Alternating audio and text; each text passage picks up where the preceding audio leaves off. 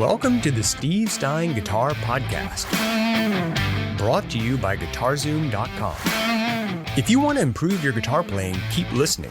If you want to improve even faster, go to GuitarZoom.com, where you'll find all of Steve's premium courses, masterclasses, and memberships that'll help you quickly and easily improve your playing. Now here's your host, Steve Stine. All right, so I thought I'd make this video to try and help a little bit. I see there's been some questions about relative major versus relative minor, major and minor, and then how that kind of leads into the discussion of modes. And again, this is a more involved discussion as it keeps going, but let me start with a real basic idea.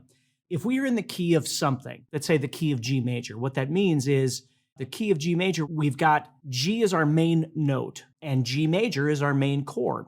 And we're going to go to other notes, we're going to go to other chords, but we're going to keep coming back to home base, which is G or G major chord, okay? The most important thing you have to start with is understanding what is a major scale, right? If we understand that a major scale, do, re, mi, fa, sol, la, ti, do, is 7 different notes, and then the 8th note just being the octave starting all over again. If we were in the key of G, for instance, and I just always start people off by understanding the most basic idea.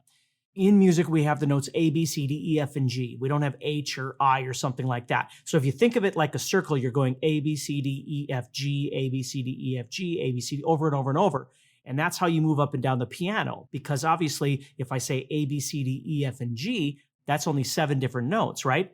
So if we think of those as the white notes on the piano, we go A, B, C, D, E, F, G, and then we get an octave. A, B, C, D, E, F, G, get an octave, A, B, C, D, E, F, G. So it just keeps going. Don't worry about the sharps and flats just for now. So if we wanted to start, for instance, on G, we would just move back and we would play G, A, B, C, D, E, F, G, A, B, C, D, E, F, G, A, B, C, D, E, F. If we wanted to be in the key of A, we'd move over to A and we'd play A, B, C, D, E, F, G, A, B, C, D, E, F, G, and so on. So we're always using those same notes. Now, the problem is that we have distances between those notes, which we call intervals. What happens is if we look at the key of C, now, the key of C is the only key that doesn't have any sharps or flats, the key of C major. If we look at the key of C major, we have the notes C, D, E, F, G, A, B, and then C again. So if we were to break that down, and again, you might want to use a pencil for this and write this down because I don't have this on the screen, but if we look at that, what we realize is the distance from C to D is 2 frets or a whole step. D to E, 2 frets or a whole step. E to F, 1 fret or a half step. And then F to G is a whole, G to A is a whole, A to B is a whole, and then B to C is a half. If we look at the key of C as being our catalyst, okay, what we learn is that the key of C has no sharps and no flats, and the half step, whole step configuration is that the half steps exist between the 3rd and 4th notes and the 7th and 8th or 7th and 1st, the octave, so 7 and 8. So if you just memorize that your half steps are between 3 and 4 and 7 and 8. Now, if I play that on the guitar, we can see that if I play C, D, E, F, G, A, B, C. You see that? So we can see the half steps between the 3rd and 4th, 1, 2, 3, 4, 5, 6, 7, and 8 or 7 and 1, okay? With that idea, then, we can move that anywhere we want to go. So if we go back to the key of G, we have G, A, B, C, D, E, F, G. But we need our half steps to be in the proper spaces. Now, again, this takes a little studying. If you have any of my theory courses, I talk about all this sort of thing. But the key of G, then, would be... So I'm going to play that exact same shape, but I'm going to start on G. So I have G, A, B, C. See that? There's the half step. G, A, B, C, D, E, but I don't get F, I get F sharp. So the key of G gets 1 sharp, the F sharp, and that's why, because the key of G is trying to be like the key of C with its half steps and whole steps in the same places. And the further out you go, the more sharps or the more flats you're going to wind up getting because it needs to keep trying to refix itself or reinitialize itself to be like the key of C, having the half steps and whole steps in the same places. So do, re, mi, fa, sol, la, ti, do always sounds like do, re, mi, fa, sol, la, ti, do, okay? So that's the first step in understanding what we're doing here. Now, the next step is, let's take those notes now, G, A, B, C, D, E, F sharp, and G, and let's make chords out of all of those. Now, again, there's more theory in this, and we're not going to go through all of that. You can study that. But here's what I want you to learn, is if you're in a major key, regardless of if it's in the key of G or the key of A or the key of D or the key of C or whatever key you want to be in, okay? The first chord, the fourth chord, and the fifth chord are going to be major. The second, the third, and the sixth chords are going to be minor.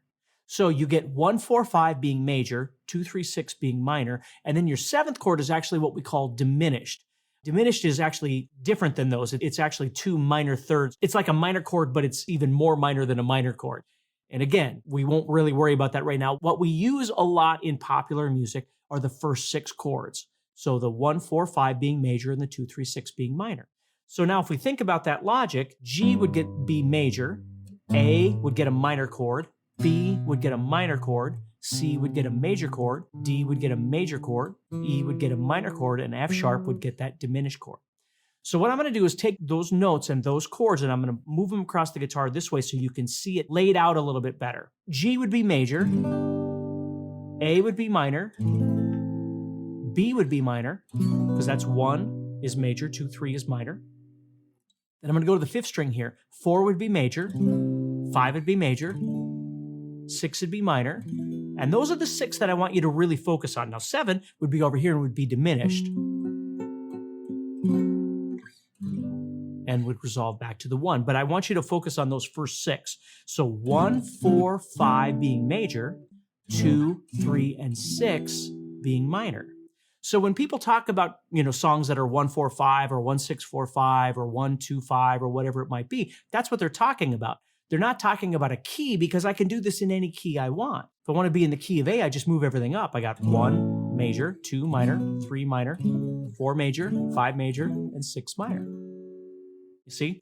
That's the beauty of guitar is you can visually see all of this stuff moving around the guitar. So if you get used to understanding that a major scale is half steps between 3 and 4 and 7 and 8, and the rest of them are whole steps, learn that theory. And then the second thing is learning that your 1, 4, 5 is major and your 2, 3, 6 is minor. Now again, this is all relative to what we call the major scale, which is like the granddaddy of all things that we learn about music theory. So the next thing in line is what we call the relative minor. Okay, what is the relative minor? Well, the relative minor, if I'm in the key of G and I go up to the 6th chord, which is E minor, G is the 1, A, B, C, D, E is the 6, right? So it's a 6 note, 1, 2, 3, 4, 5, 6. G major and E minor are called relative. Well, why is that? There's a lot of different reasons you may think of, but think of it this way. The notes of G major are G, B, and D. That's what notes make up a G major chord. The notes of an E minor chord are E, G, and B. So they both share 2 out of 3 notes. So they're kind of similar to each other, G major and E minor. Now again, you might not really notice it here, but think about this. If I played C major and A minor, they're kind of similar to each other. C would be the 1, A minor would be the 6. Okay? We call those relative major and minor. And what that really means is that if we're in the key of G, the notes G, A, B, C, D, E, F sharp, and G, okay? And we get the chords, 1, 4, 5, 2, 3, 6, all that kind of stuff. If we're in the key of E minor really is the key of G major. It's using all of the chords of G major, all of the notes of G major. The only difference is that you're emphasizing the 6th chord. So if you think about it, if I play a chord progression in the key of G major, emphasizing G major, it's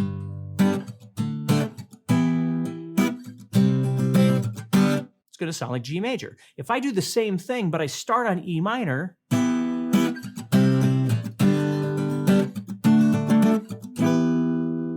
see, I'm playing the same chords, but I'm playing them in a different order. I'm emphasizing the E minor sound, you see? So G major and E minor really are the same key. They're using the same chords. They're using all the same notes. The difference is that you're choosing to emphasize the 6th chord, which is E minor. And if you learn piano, we call that relative major and minor. Now, this conversation then leads to the next level, which is people will learn this and go, okay, so if we're emphasizing the G major chord, we're in G major. If we're emphasizing the E minor chord within G major, we're calling it E minor, right? Yes. Well, what if we want to emphasize the A minor chord in the key of G, or the B minor chord in the key of G, or something other than 1 and 6?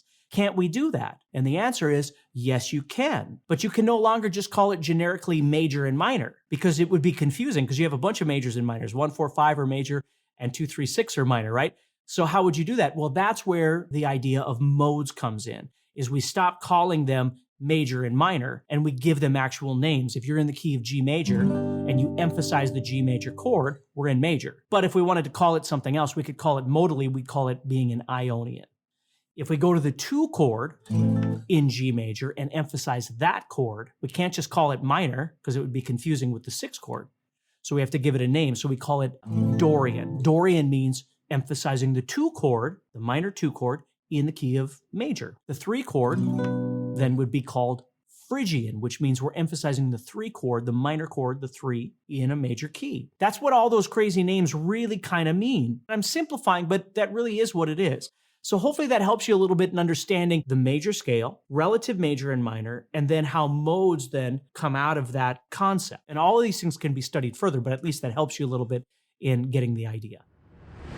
If you enjoyed today's podcast and want to learn guitar even faster, go to guitarzoom.com and click the Get Started button to get access to courses that are right for your interest and skill level.